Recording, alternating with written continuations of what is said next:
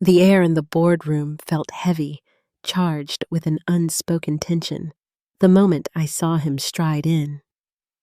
He carried himself with an arrogant swagger, a new, expensive watch gleaming on his wrist, and a smile that promised trouble. He didn't bother with pleasantries, just stood at the head of the polished table, a self-appointed king, and began to read names from his tablet. Strategic restructuring, he called it, but his digital notes clearly read efficiency purge. When he reached my name, Julia Vance, head of financial oversight, 2 decades of dedicated service, he didn't even glance up. Redundant, he muttered, his finger tapping the screen dismissively, effective immediately. A hush fell over the room. Sarah from HR gasped, her hand flying to her mouth. Someone dropped a pen, the clatter echoing loudly. As for me, I stood, straightened my blazer, and uttered the 5 words I'd been mentally rehearsing for someone exactly like him. Thank you for your clarity. Then, I calmly retrieved my small framed photo of the Grand Canyon from my desk and walked out, not a single sigh escaping my lips. Inside, however, a different scene unfolded. My mind was already accessing the mental file labeled Article 7, subsection D. I hadn't reached this position by chance, and I certainly hadn't navigated 3 corporate takeovers, 2 major fraud investigations, and 1 office fire caused by a faulty coffee machine, only to be dismissed by a privileged newcomer who reeked of entitlement and cheap cologne. Just a quick note, if you're reading this, a significant number of people haven't hit that subscribe button yet. Don't make me audit your commitment to good content. Click it and help me reach my next milestone. It'll be far more satisfying than watching a trust fund heir dig his own professional grave. Now, back to our regularly scheduled plan for justice. The instant I was outside, I didn't shed a tear, nor did I raise my voice. I went straight home, brewed a calming cup of jasmine tea, and retrieved the sealed envelope from the secure compartment beneath my kitchen counter. Inside was a single, critical document. My employment agreement, personally signed by Eleanor Sterling, the true force behind Sterling Enterprises, even after her husband's passing and her semi-retirement. Tucked deep within the legal jargon, like a hidden clause, was Article 7, subsection D. In essence, if my employment was terminated without thoroughly documented cause, a third-party forensic audit of the company's finances would be automatically initiated within 72 hours. It was mandatory, non-negotiable, and designed to be discreet. I recalled the meeting 5 years ago when I insisted on that clause. It was right after I'd uncovered a multi-million-dollar discrepancy in our European logistics division. The founder had been visibly embarrassed, but Eleanor, on the other hand, had regarded me with a look of pragmatic appreciation, useful, unwavering, and best kept within the inner circle. She offered a bonus. I requested the clause. She raised an eyebrow. I held her gaze. She signed, and now, her foolish son had inadvertently handed me the perfect opportunity to activate it. I poured another tea, opened the email containing his termination notice. Subject line, workforce adjustment, immediate effect, and forwarded it to Sterling Legal's compliance archive. No additional words, just the attachment. No calls, no warnings. Let them decipher the implications of Article 7, subsection D. I leaned back, a quiet smile forming. The contract lay on my dining table, a dormant power. I reread it under the soft glow of my reading lamp. Page after page of intricate legal language, non-disclosure agreements, non-compete clauses, and executive protections. And then, there it was again, Article 7, subsection D. I traced the words with my finger. In the event of termination without documented cause, the company shall immediately engage an independent third-party forensic audit to review all financial activities and expenditures of the preceding 24 months. I had read it countless times, but this time, it felt different, like a secret I had buried just deep enough to forget, but not so deep I couldn't retrieve it when needed. There was no anger, no sorrow, just a quiet warmth spreading through my chest, almost like vindication. Not victory, not yet, but the silent strength of someone holding a match while the fuse still lay unlit. I didn't contact Eleanor. I knew better. She was the type of woman who would compliment your attire at a social gathering while silently calculating your quarterly expenses. Once, at a company holiday party, she told me I reminded her of herself in her younger days, still willing to navigate the complexities to ensure everything was in order. I never knew if it was a compliment or a veiled warning. Probably both. She never truly liked me. I was too competent for her to fully trust, too ambitious for her to pity, and too meticulous for her to undermine. We weren't friends, nor were we enemies. We were parallel forces, sharing the same professional space, but always maintaining a respectful distance. She married the founder when he was already wealthy. She wore her pearls like armor and rarely expressed gratitude unless it served a purpose. Yet, 5 years ago, the board nearly fractured over the South American incident. It was Eleanor who pushed to retain me, and Eleanor who insisted on that clause. At the time, I assumed she wanted a loyal financial overseer. Now, I suspected she simply wanted a tripwire, a silent alarm, a human safeguard against her son's potential missteps. So, I pulled the pin. I retrieved the termination email, saved it as a PDF, attached it to a blank message, and sent it to the audit address: legacy.audit@sterlingenterprises.com. This inbox routed directly to the external firm we used for sensitive matters. I didn't add a subject line. I didn't need to. The contract spoke for itself. Then, I shut down my laptop, poured myself a strong drink, and watched the city lights begin to twinkle as dusk settled. I could almost hear the low hum of confusion, the growing tension in a boardroom where someone would soon ask, "Why are auditors here?" And someone else would offer a hurried, unconvincing lie.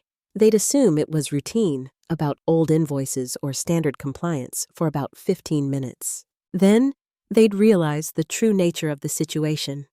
A countdown initiated by the woman their new CEO had labeled redundant. I leaned back, letting the silence envelop me. My phone vibrated twice. Former colleagues, likely checking in. I didn't answer. Not yet. Not until the first signs of trouble began to emanate from the executive suites. I didn't want to gloat. I simply wanted them to understand I hadn't departed quietly. I had departed with precision. The auditors arrived silently, without warning, no board memo, no heads up to HR. 3 men in dark suits, and 1 woman with a resolute expression and a clipboard that looked capable of cutting through steel. They entered the Sterling headquarters on a cool, overcast morning, the kind of day that already hinted at impending issues. Security granted them access, their credentials verified, and their audit request bore an authorization code signed years ago by Eleanor herself. The receptionist blinked hard when they requested direct access to expense archives and executive financial logs. "Is this about the Q4 reports?" she stammered. The tallest of them simply offered a polite smile and said, "It's about everything." Meanwhile, in his lavish corner office, young Sterling, Gavin, though I always thought of him as Nepo baby, was halfway through a leadership breakfast when one of his assistants leaned in and whispered something that made his eye twitch. He dismissed it, of course, probably telling his team it was just a routine compliance check. But I knew his voice cracked because Sarah from HR texted me 2 minutes later. "Girl, auditors are here. Your boy just spilled his mimosa." I smiled so widely I almost chipped a tooth. He tried to maintain his composure, tried to wave them off as a minor inconvenience, but then came the full scope of their request. The auditors demanded access to all corporate credit cards used by the executive team over the past 2 fiscal years. That included Gavin's discretionary innovation fund, which he'd been treating like his personal piggy bank since his father passed. The first issue, many receipts were missing. The second, some of the available ones listed charges from a shell LLC called Summit Ventures, registered in Delaware to a P.O. box that also happened to be linked to a tech startup Gavin frequently mentioned at golf outings. I had flagged it months ago, but he'd brushed me off, claiming it was synergy development, which is corporate speak for trying to buy a luxury car with investor funds. Another text buzzed in. They just asked for signed travel reimbursements. Remember that leadership retreat in Aspen? What a disaster! Oh, I remembered. That was the retreat Gavin insisted on hosting 3 weeks after a major round of layoffs, claiming the team needed spiritual alignment. He booked a lavish mountain resort with private chefs and a vintage wine tasting for senior executives, all billed under professional development. I had raised serious objections in the meeting notes. Guess what wasn't in the system? The meeting notes. The best part, the absolute best part, was discovering who was leading the audit team. His name was Daniel Thorne, my former intern from 2011. Back then, he was fresh out of business school, full of youthful energy and a slight lack of fear. I trained him rigorously.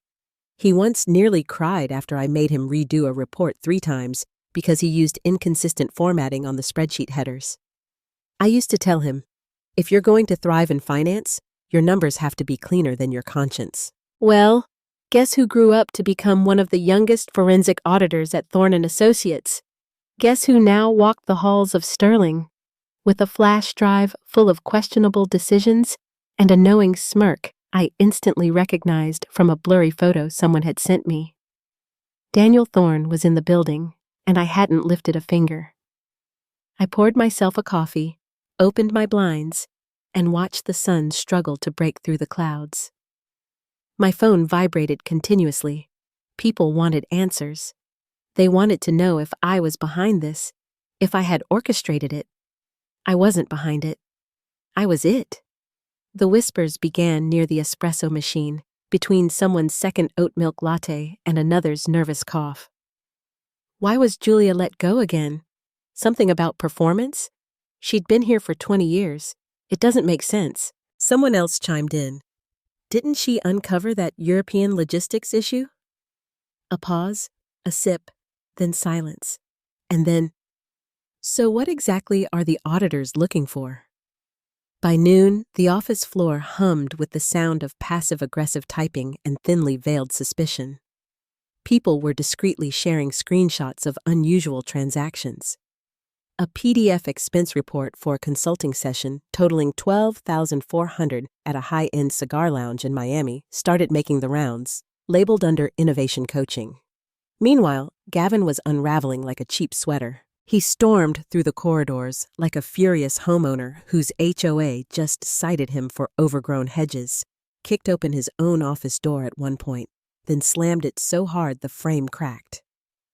He canceled the weekly board update with a single terse Slack message. Postponed until further notice. We'll reschedule when priorities align. Translation? Mom's not answering, and I have no idea what's happening. I didn't know what Daniel Thorne had found yet. By 3:00 p.m., 2 interns in marketing were gossiping so loudly they forgot the printer was still jammed next to them. I heard she had a clause in her contract, like a nuclear clause. Legal stuff. No, like an audit apocalypse level. What even is a forensic audit? I didn't know, but from my vantage point at home, I watched it all unfold in real time, fed to me through a constant stream of texts, Slack leaks, and one very anxious voicemail from a former coworker who begged me not to quote her. Please tell me you're behind this, because if you're not, we're truly in trouble. Flashbacks came in waves. Gavin laughing too loudly at investor dinners, bragging about strategic flexibility and how his father was old school. The day he walked into my office, chewing gum, dropped a $60,000 invoice on my desk from Apex Solutions and said, "Just run this through discretionary." The invoice had a description that read, "Emotional branding brainstorm plus goat yoga alignment." I had stared at him as if he'd committed a sacrilege. "Gavin," I said, "that's not a business expense." He winked. "Not with that attitude." That was 8 months ago. I flagged it, buried it in my notes, telling myself it wasn't my battle to fight. Now, it was the entire mountain catching fire. The best part? Nobody outside the building knew yet. The shareholders were still blissfully unaware. The press hadn't caught wind. Even the financial forums hadn't picked it up. It was like watching a volcano rumble beneath the surface while tourists took selfies at the edge. And me, I sat with my legs crossed, phone face down, inbox glowing with unread messages. One from Eleanor, unread. Another from Daniel, marked requesting context. I didn't open that one either. Not yet. Let them stew. Let them wonder how deep it went. Let the boy sweat. Because I wasn't done, not even close. I hadn't even opened my own files yet. The call came at 6:37 a.m., before the sun had fully risen, before my coffee maker had finished its first gurgle. The screen lit up with a name I hadn't seen since the last executive holiday party, back when Gavin was still pretending to be a visionary, and I was still pretending to like his signature cocktail, a Negroni with an energy drink. Eleanor Sterling, the chairwoman emerita, the Iron Lady, the woman who once said, "Gratitude is a luxury women in power cannot afford." I let it ring 4 times. Then I answered. Julia. Her voice was clipped, precise, like someone slicing cheese with a surgical blade. She didn't bother with good morning, didn't ask how I was. I think we need to talk. I waited a beat. About what, exactly? A pause. I could almost hear the pearls rattling in her throat. Not over the phone, of course. Eleanor never said anything over a wire she wouldn't say in court. I leaned against the kitchen counter, absently brushing crumbs from a stale croissant into the sink. My brain wanted to snap something back. How do you want to talk after your son called me redundant and tried to erase 20 years with one meeting and a damn tablet? But I didn't, because I knew what that call truly meant. She had seen the audit, not all of it, just the edge, just enough to know the iceberg ran deep, just enough to realize the idiot she'd handed the wheel to had steered the entire ship toward a fiscal glacier. I know a place, she said, giving the name of a discreet hotel cafe halfway between our neighborhoods. Quiet, expensive, filled with elderly women playing bridge and young executives pretending not to be nervous. 10 o'clock, she said, then hung up. I stared at my reflection in the microwave door. My jaw was clenched, not from anger, not exactly. Old wounds have strange muscle memory. She'd never liked me, never disliked me either. I was a tool to her, a well-oiled scalpel she could use to carve the fat off her late husband's empire. But I was never the daughter-in-law she wanted for Gavin, never the mentee she bragged about at charity luncheons. I wasn't glamorous, I wasn't socialite enough. I was numbers and grit, sarcasm and survival, and she never forgave me for making myself indispensable. When the founder was alive, he once called me reliable as stone. She heard it. I saw the look on her face, as if I had stolen an heirloom without touching a thing. From that day on, I was tolerated, not trusted, not loved, just tolerated. But she didn't tolerate incompetence, not for long. So when she called, I knew it wasn't remorse. It was war preparation. At 10:03 a.m., I walked into the cafe wearing a sharp navy blazer and my lowest heels, ones that allowed me to move silently. Eleanor was already seated, her black coffee untouched, gloves laid neatly beside a copy of the Wall Street Journal that I'd bet she hadn't read. She looked older, not weaker, just more preserved, like porcelain that could still shatter if dropped carelessly. We didn't hug. We didn't smile. "You're punctual," she said, her eyes scanning my face as if I were a quarterly report. "You're not," I replied. "You called 3 days too late." She didn't flinch, just folded her hands and said, "I've read the preliminary findings." I waited. She blinked once. "Gavin is not prepared," I snorted. "To run a lemonade stand, maybe." That earned the tiniest twitch at the corner of her mouth. He has made some unfortunate decisions. You don't say? Another pause. She wasn't trying to apologize. She was testing the waters, weighing how much I already knew versus what she could still control. Tell me, Julia, she said finally, what would you do next? I sipped my coffee, burned my tongue, didn't blink. I'd wait and watch. See who you call after this.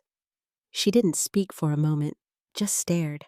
Then she said the one thing I didn't expect. You were never his favorite, she said, but you were always mine. And that's when I knew Gavin was as good as gone. She just needed a precise instrument. I didn't agree to anything, but I didn't say no. I left the cafe with my hands empty and my mind racing, because the thing about being underestimated for 20 years is people forget what happens when you stop playing nice. It started with a single red flag in Daniel's audit report, highlighted, underlined, and flagged 3 times for urgency. Crypto payments, specifically over $800,000 wired to a Cayman Islands-based holding account registered under a consulting group named Innovate Global Strategies. The problem? That account didn't exist before Gavin became CEO. The bigger problem? Gavin listed it as a legacy vendor from his father's tenure. And the biggest, most oh God we're cooked problem? The payments were approved with digital signatures from people who had left the company 2 years earlier. That was the match. What followed was the dry kindling catching fire. Staff, probably the same ones Gavin barked at, dismissed, humiliated, began forwarding anonymous packets to the auditors. PDF after PDF of sketchy expense memos, reimbursements for creative retreats, and meal receipts that included Wagyu steaks and 400 bottles of wine for mentorship dinners with a startup founder who, it turned out, was Gavin's college roommate and part-time DJ. One leak included a scanned sticky note taped to a monitor in legal's office that read, "Don't approve GW's expenses." Something's off. So someone had raised a flag. Someone had ignored it. On Friday morning, a post appeared on the financial news blog, usually reserved for bankrupt startups, tech firings, and Silicon Valley implosions. Sterling exec under scrutiny. Anonymous sources say the books aren't balancing. It was short, vague, and packed with enough implication to make every investor in a 3-state radius spit out their espresso. I was mid-sip myself when the email hit my inbox. Julia, this wasn't supposed to go public yet. Call me. Daniel. Too late, Daniel. The press might have only scratched the surface, but the stock group chats exploded. Speculation hit Reddit. Is Sterling another Enron? One genius asked. Crypto laundering through legacy accounts? Another suggested. People posted their own screenshots of business lunches and called out executives by name. And suddenly, it wasn't just Gavin in the hot seat. The whole board was fielding calls from institutional investors. Emergency meetings were scheduled, then rescheduled, then quietly canceled. No one wanted to be on the record. No one wanted to be holding the matchbook when the flames reached the lobby. I sat alone at home in my living room, which still smelled faintly of the citrus candle I burned every Sunday, watching the news ticker scroll under a financial analyst's talking head. I should have felt glee, triumphant, vengeful. Instead, I felt sad. Not for Gavin. He deserved every public scrutiny coming his way. But for the company we'd all built before his father died and handed him the keys. Sterling had been messy, sure, but it was ours. A machine with history, with grit, with people who gave a damn, people who stayed late and scrubbed the financials clean, not because they were told to, but because their names were on it. Now, it was going to be remembered for this. For him. Goat yoga receipts and crypto scams in the Caymans. I didn't want to burn it all down. I just wanted the rot scraped out. But fire spreads fast when no one's paying attention to the smoke. And now I had a decision to make. Let the fire finish what I started, or step back in and control the burn. The invitation arrived in an embossed envelope, slipped under my door. No email, no assistant, no ping me when you get a sec. Just paper, heavy ivory stock. My name handwritten in a script I recognized instantly. Eleanor's. Inside, a single card. Emergency board session. 9 a.m. Executive suite, 42nd floor. Attendance confidential. Notably missing any CC to Gavin Sterling. I didn't RSVP. Didn't have to. Eleanor knew I'd come. If not out of duty, then curiosity. The next morning, I arrived in a navy blazer and my lowest heels, ones that let me walk without sound. The building buzzed with hushed chaos, like a funeral reception where no one was sure if they were mourning or celebrating. On the 42nd floor, a security guard opened the frosted glass door without a word. Inside, 7 board members sat around the long walnut table, each looking as if they hadn't slept since Tuesday. At the head sat Eleanor, flanked by 2 legal advisors and a thermos of tea she hadn't touched. She nodded once. Thank you for coming. No mention of Gavin, no small talk.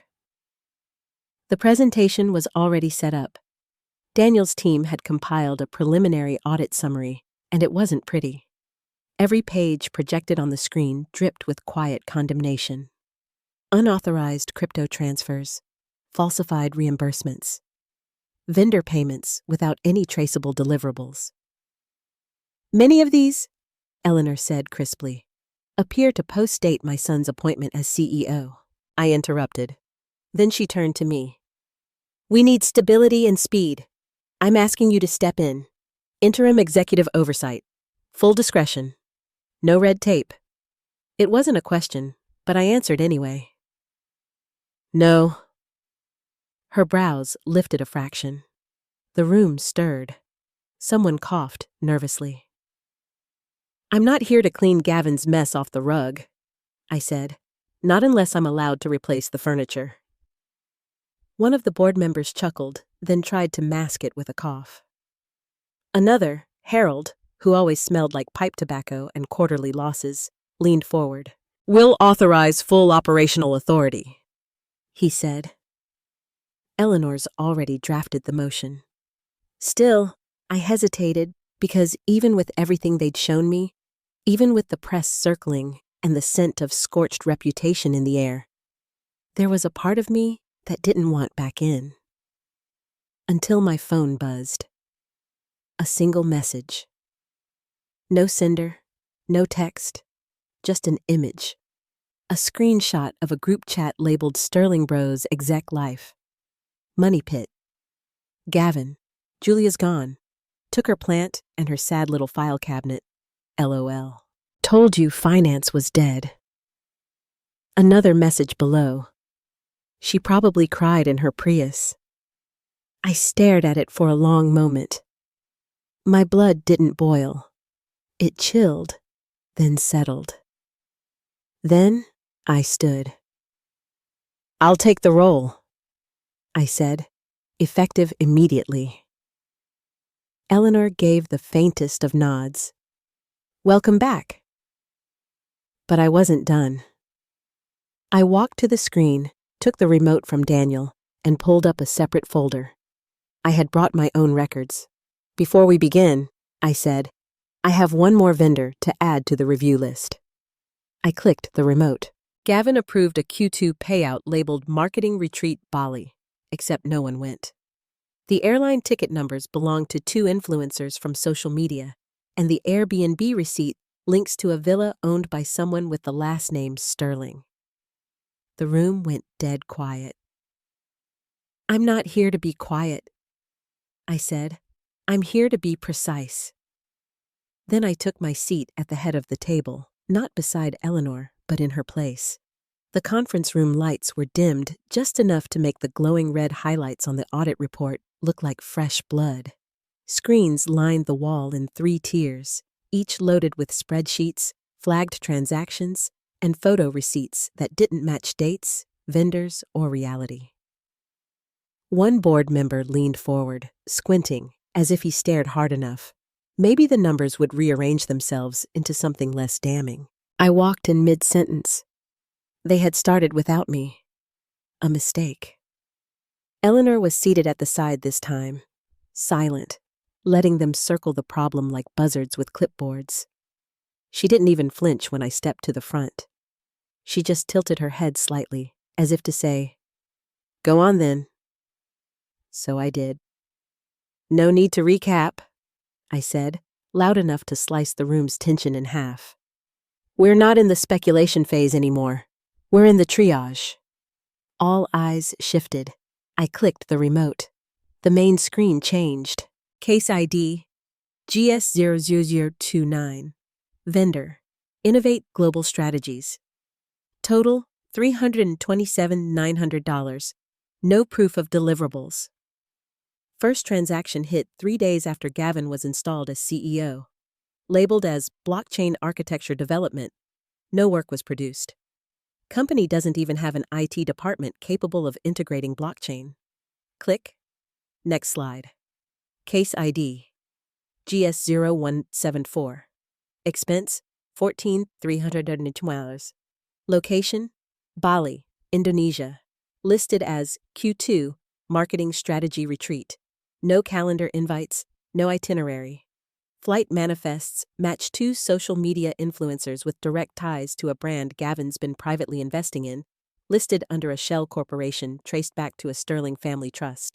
I let the silence settle like a fog. One board member cleared his throat. Are we looking at criminal liability here?" I didn't answer. I didn't have to. Right on cue, the door slammed open. "Gavin."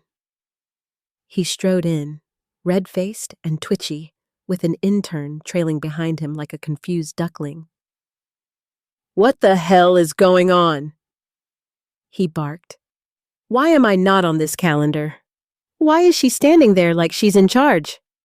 I turned slowly. "Let him see my badge," I said, the one Eleanor had reinstated, the one labeled Executive Oversight. He froze. "You can't." "I can." Then I turned back to the board. "There's one more thing you should know," I said, ignoring his presence like a stubborn draft. "If you sit on this, if you pretend this is isolated, you're all on the hook." The bylaws were revised after the Argentina incident. Executive transactions not investigated post-complaint put the entire board at legal and fiduciary risk. Now the fear started to bloom.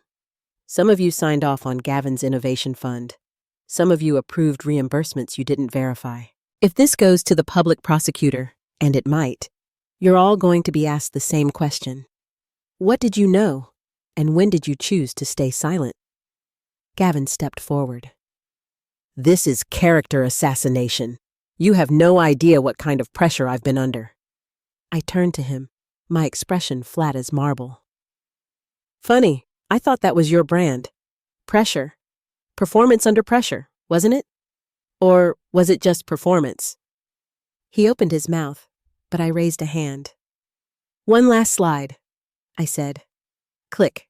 Case ID GS0192. $58,000 payout. Shell vendor. Strategic Solutions. Recipient unknown. Routing number masked. "This is still open," I said. Payment was flagged. No business address. Routing info scrubbed. But preliminary traces link it to a personal account, not Gavin's. Every head in the room turned. I let the silence breathe. Then it links to someone sitting at this table. A beat. Then I stepped back. Not to leave, just to let them stew, because the climax hadn't landed. Not yet. I didn't want to use it. That clause was the last bullet in a gun I'd hoped I'd never have to fire. A dusty relic from the founder's paranoia during the 2008 collapse. It had a name that sounded more like a Cold War directive than a corporate policy. Article 17, subsection E, Executive Emergency Override. Hidden in the legal appendix, known only to a handful of surviving executives, one of them being me. It stated, word for word, that any executive with over 10 years of service and a direct link to financial compliance operations could temporarily freeze all C-suite privileges and suspend operational authority if financial harm to the company was imminent and corroborated by audit data. It was signed by the founder himself in fountain pen, with a faint coffee stain in the margin. So I printed it, walked into the room, and laid it flat on the table. Article 17, subsection E, I said. Signed by William Sterling, active, enforceable, and as of 5 minutes ago, invoked. Gavin started to laugh. You're kidding! That's not even— It is, Eleanor said, cutting him off with a tone colder than marble. And it holds. He turned to her, jaw slack. Mom! But she didn't say a word, just picked up the executive order form, initialed the top, and signed the bottom in 3 fluid strokes. Her pen didn't shake. Her eyes never met his. Effective immediately, she said, Gavin Sterling is suspended from all company operations pending final audit results. The room went still, like glass right before it shatters. Security didn't drag him out. They didn't need to. A compliance officer, tall, silent, merciless, stepped in and stood by the door with an envelope and a badge scanner. Gavin froze, looked around for a lifeline, found none. I built this place, he hissed at me. I tilted my head. You inherited it, then you hollowed it out. He stepped toward me, close enough that I could see the panic under his expensive cologne. You think they'll trust you? He said. You're just a numbers rat with a grudge. I leaned in. No, Gavin, I'm a numbers surgeon, and you've been bleeding this company dry for months.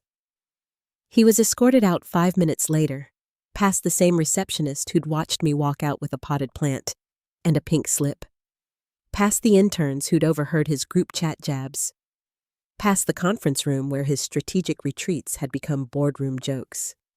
And as he passed the glass double doors, I allowed myself a small, quiet smile, not out of cruelty, but out of closure. Then I turned back to the boardroom, picked up the tablet, and began clicking through accounts like a surgeon prepping for triage. We have 2 weeks, I said, to plug the holes before the shareholders realize how close this ship came to sinking. No one argued, no one blinked. They just nodded and followed. Eleanor stood last. She paused at the door, looked back, and said, Fix it, or finish it.